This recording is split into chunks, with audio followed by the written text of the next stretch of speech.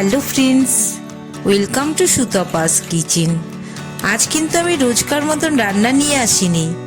আজ একটু আমি অন্য ধরনের আমার কিচেনেই কিন্তু একটা ক্রিম করে দেখাবো। আমি একটু হোয়াইট রাইস নিয়ে নিয়েছি। তোমরা কিন্তু তোমাদের ঘরের সেদ্ধ চাল কিংবা আতপ চাল যে কোনো ধরনের চাল নিয়ে এই ক্রিম তৈরি করতে পারো, তবে কিন্তু অবশ্যই ব্রাউন রাইস নেবে না। 2 চামচ মতন আমি চাল নিলাম, বড় চামচে 2 চামচ চাল নিয়ে নিলাম। চালটাকে একটু ভালো করে কিন্তু আমি ধুয়ে নিচ্ছি।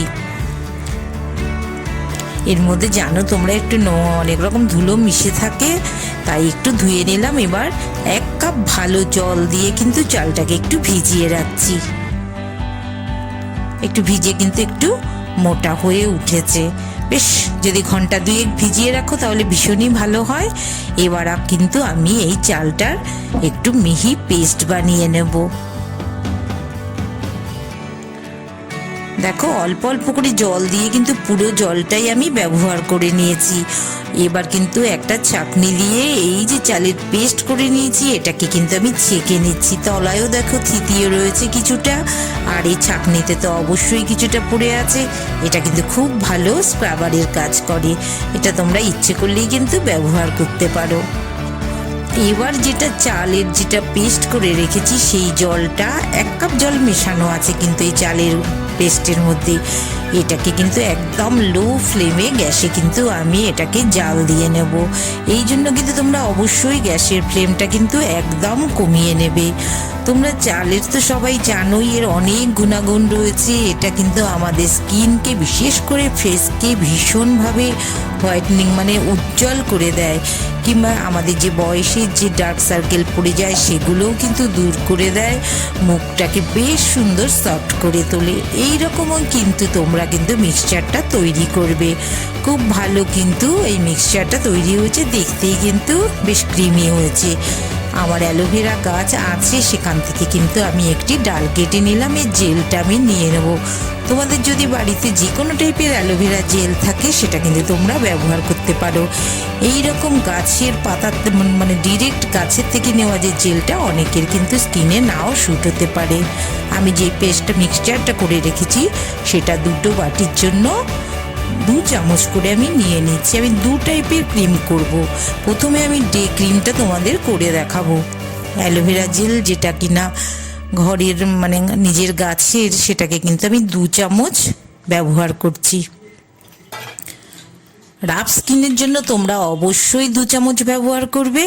আর কারের জন্য যদি একটু ধরো অয়েলি স্কিন হয় সেক্ষেত্রে কিন্তু 1 চামচ তোমরা ব্যবহার করতে পারো।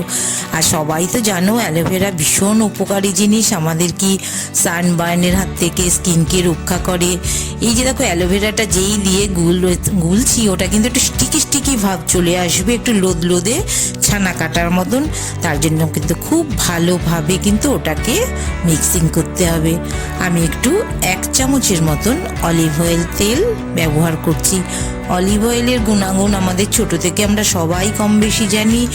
এই ভীষণভাবে রাফ স্কিনের জন্য তো ভীষণই ভালো। অয়েলি স্কিনের ক্ষেত্রেও কিন্তু স্কিনের যে এক্সেস যে ওয়াটার যেটা থাকে, মানে তেলটা যেটা থাকে, সেই তেলটাকে কিন্তু ড্রাই করে দেয় আর স্কিনকে ভীষণ সফট করে। কিংবা যেমন রাফ স্কিন যাদের থাকে সেই স্কিনটাকেও কিন্তু ভীষণ স্মুথ করে দেয়।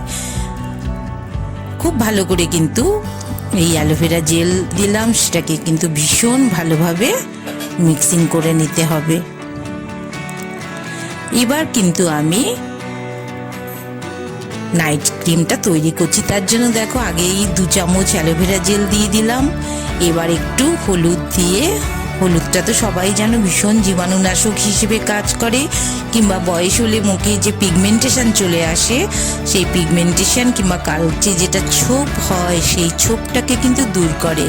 তাই তোমরা কি করবে, এই যে ক্রিমটা নাইট ক্রিমটা তৈরি করছি, অ্যালোভেরা জেল আর হলুদ মেশানোর পর ভালো করে মিক্স করে নেবে। 1 চামচ দেখো মধু দিয়ে দিলাম। মধু আমাদের স্কিনকে ভীষণ সফট করে। আর এ তো মানে ডার্ক সার্কেল হলে সেগুলোকেও দূর করে দেবে। আমাদের যদি মুখের মধ্যে অ্যাকনি কিংবা ব্রণ হয় সেগুলোকেও দূর করে দেবে।